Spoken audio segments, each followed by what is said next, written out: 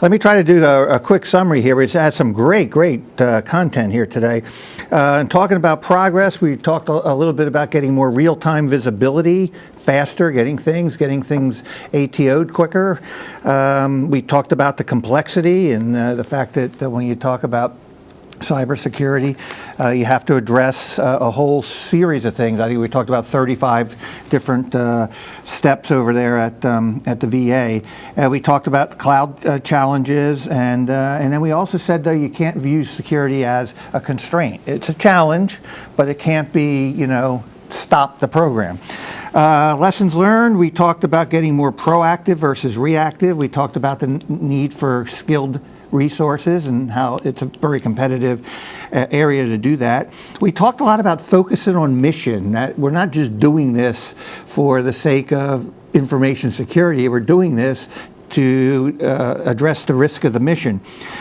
We talked about the fact that all people need to be involved. The whole organization needs to be involved in this subject. This isn't just about, the IT folks. This is a responsibility for everybody.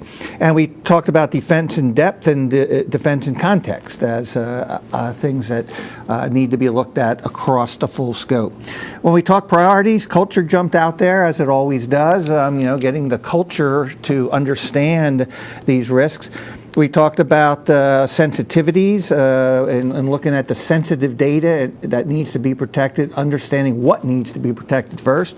We talked about authentication being important. If we can get the authentication piece done and authenticate 100%, then we can worry about the privilege that goes with that authentication as a secondary subject matter.